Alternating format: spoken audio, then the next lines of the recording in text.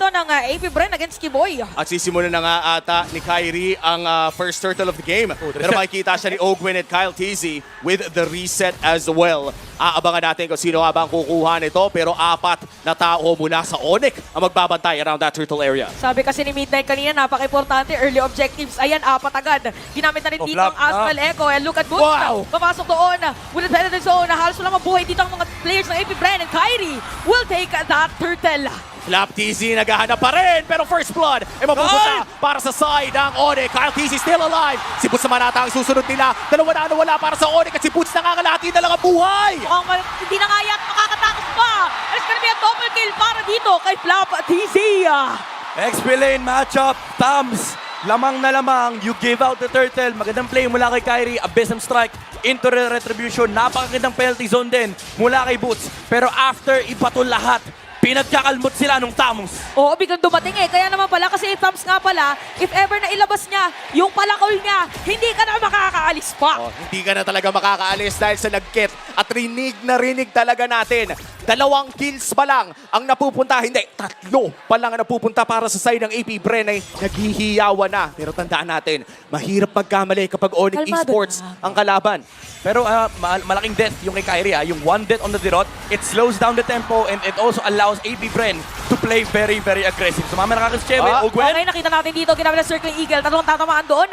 Nangalahati ng konti yung shield ni Kyle TC. Kaya alis na lang muna at 2 kupunan. Kailangan nila bagalan saglit. At nakikita natin si Few dito ay tumatama. Si Chewa magiging target nila. Pero alis na lang din habang si Kyrie nandun rin. Napakagandang pag-zone at paglalagay ng pressure for AP Bren at nakakalamang na nga ng 1,000 ang kupunan ng Pilipinas. At Onyx Esports, mukhang nahihirapan sila sa early game. Yeah, this is the downside of having a Dirot jungle.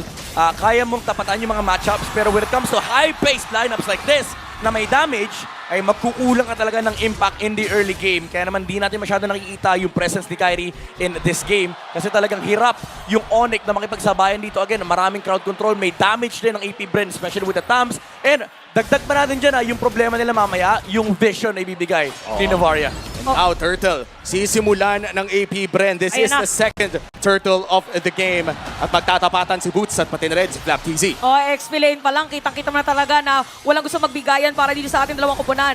Nandito yung mga pokes, si Owen kalahati yung buhay, and Kyrie's here as well. Same goes with Kyle at Zaya. Si Kiboy, the set maker daw para sa Onyx naka-ready. But look at Kyle, kinakalaban niya na dito, Flap, TC at si Owen gagamitin ng Circling Eagle.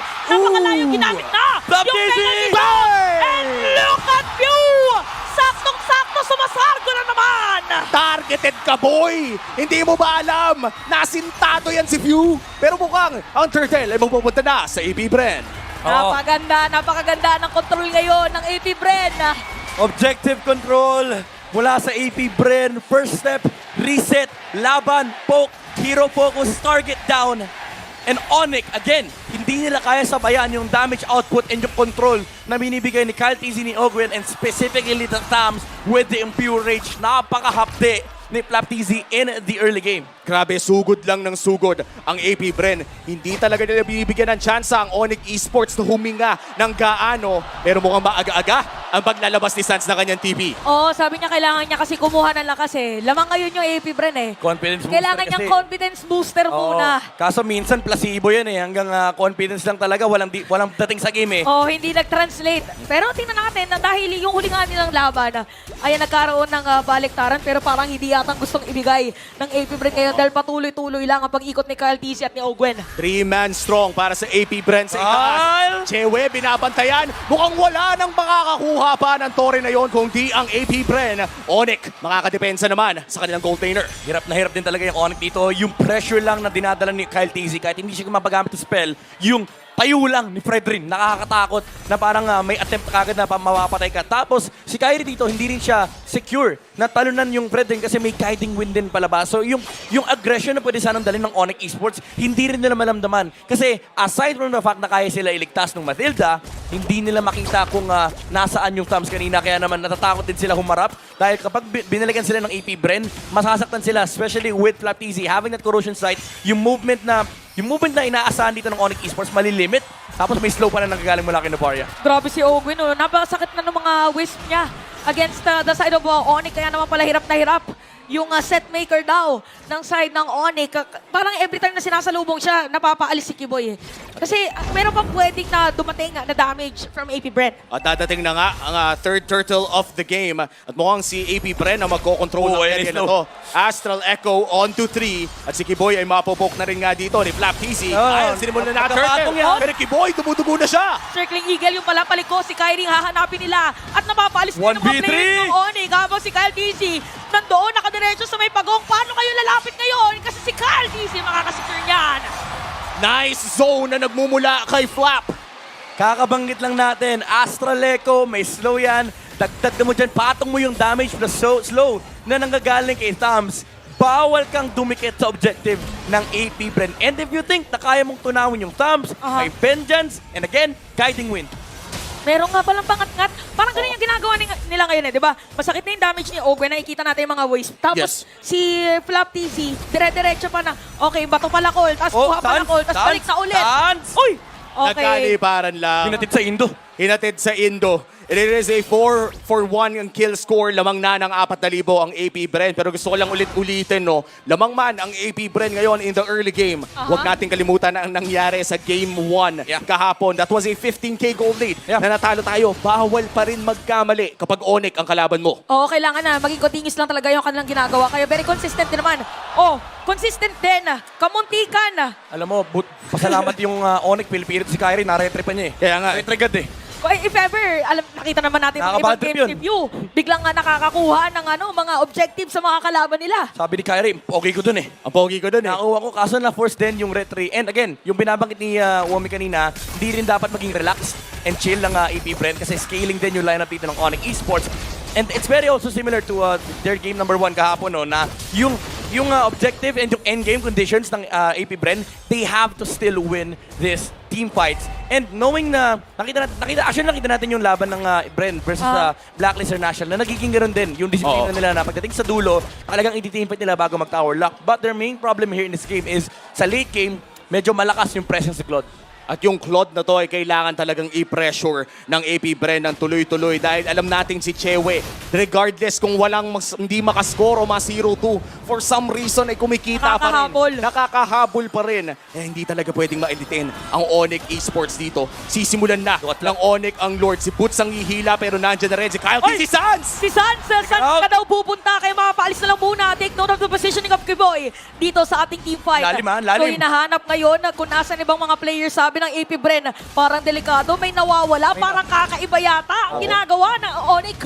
Hindi nila makita sa guest list si Kiboy. Oo, kanina pa siya nawawala. Nagtatago doon sa hotel room ng Bren. Oh, paano mo naman ba kasi hahanapin? The last place na pwede mong pag-isipan ay sarili mong base. Nasa likod lamang dito si Kiboy. Pero hindi yata alam ng Aray! AP Bren na nandoon na. At napakasakit na nga talaga ng kupunan ng AP Bren at kailangan ng umalis my muna goodness. ng Onyx Esports. Pero Kiboy, Super Marco, naamoy niya ata pero bumalik din sa Lord. Oo, where is Kiboy talaga? Pero ginamit na Look at dito na. Gumamit ng penalty zone. Kaya naman si Boots mamatay na. Pero si Kiboy hindi pa rin yata aalis. Hindi pa rin talaga aalis. Anong plano ng Onyx ngayon? Kasi ang AP Bren lamang pagdating sa good at pwede nang sumula dito sa my Lord. This is Flap TZ versus Onyx with the support of Ogwen. Hindi nila mapasok yung Thumbs. And grabe naman yung layering ng AP Bren. Masterful take. Pang-secure lang. Star Shatter. Hindi pa nga napagamit ng retry si Kyle. First Lord secured para sa side ng AP Bren at papasok pa nga si Kyle TC doon sa likod. Makakatore pa ata dito si Super Marco and that's another objective going to the hands of AP Bren. Tuloy-tuloy lang ang pag-aarangkada ng AP. Grabe, hindi makagalaw ngayon ang Onyx sa ginagawang pag-offense at pinaghalo to mala offense ang depensa yung ginagawa ng AP Bren kasi guarded din sila if ever na gumawa ng kakaibang play yung Onyx against them. Itong si Flap TZ talagang acting Bureau of Customs eh. Totoo. Bawal pasukin yung Pilipinas eh. Hindi lang Bawal yan. masasalupay namin. Kumbaga parang malalapo-lapo na yung galawan. Pero imbis sila lapo-lapo, dinefend niya yung country eh. Oo, pang Ito, depensa. inatake na niya, nasa dagat pa lang. Depensa Corona mode si Flap TZ. Ang sakit na dito ni Super Marco. Kanina pa tayo naka-highlight dun sa mga ibang players. Si Super Marco, okay lang na walang kill. Okay Marco? lang na 0-0-0. Zero. Pero meron naman maraming zero yung damage niya. At ang sakit naman na kasi talaga ni Super Marco, no? At bukod pa dyan, si Flap TC, sinabi niya sa interview, Ano yun? wala nang mawawala sa akin. Kahit sino mong itapat, tuturugin ko. Tsaka- At ginagawa niya ngayon yun. Kahit sino sa Onyx, kahit sinong humarap, tatalo na niya. Sabi niya, hindi ako nag-predict ngayon. Hindi Oh. ako nag-predict. Oh, sabi Laban niya, lang, ML lang kung ML. Kyrie, aray ko. oh, ito na yung sinasabi natin na may damage na nga talaga si Super Marco at napakaganda ng pinapakita ngayon ng AP Bren. Parang kung ikaw yung Onyx, parang isipin mo, hala, paano tayo dedepend sa mamaya? Oo, parang hirap. Ang haba din kasi ng range ni Super Marco. And speaking of paano nga ba dedepensa, lagyan natin ng konting analysis, no? Ano bang kailangan gawin ng Onyx dito? Alam mo, sa totoo lang, kailangan nila humarap ng mali from AP Bren. Kaso mahirap hanapan ng butas dito yung kanilang composition. Kasi number one, very one-dimensional yung kanilang team fight. That's the problem with the Derot jungle, kaya hindi siya super popular. Kasi talagang ginagamit mo siya pang anti-tank. And now, if you look at the composition of Onyx, if hindi mo makuha yun, you're playing to scale with both the Valentina and the Claude. May pang team fight naman sila. Ang problema kasi is kulang sila ng damage. Kasi yung damage na inaasahan nila, na shutdown na in the early game, yung Valentina hindi rin makalapit dahil sa ginagawang pang zone ni Flap. So Onyx, kailangan nila mag-full commit either dito patayin si Flap or humanap sila tulad ng hinaharap ni Kiboy kanina sa Lord na makakuha sila ng isang magandang implosion play. Pero again, with this kind of momentum that is going in favor of AP Bren, lalo pat napakalakas ang nilang team fight presence kasi si Brody ay napakalakas talaga sa pagdating sa 5v5. It's hard to crack this kind of composition, especially with the amount of gold that they have on their course. Nasa kamay na ni Kiboy ang bola. Kyle? Kailangan makahanap siya ng play. Pero si Kyrie ata ang nahanap ni Flap TC. Astraleco? Kyrie, no choice na ata. Masyado ka kasing pogi, tol. Ooh, Kyrie, unang mamabagsak nila. Explosion! Perfect na play para dito kay Kiboy. Pero hindi sapat para dito sa Onyx. Kaya naman si Boots nakukuha na rin nila. And look at Super Marco. Tranchon! Ginamit dito Tranchon! ang Winter Tranchon. Hindi pa tatakasin ni Pew. Pero aalis na si Sans. Pero nakita na natin ngayon ang mga Bees, ang AP Bren, ready dun sa mga set-up play ng Onyx. Two-man down para sa side ng Onyx. At mukhang dalawang inhibitor turret din ang babagsak. Tatapusin na ba agad Love, ng AP Bren in 14 minutes. May kita Marco! natin ngayon, nagkabit Marco! ng PC.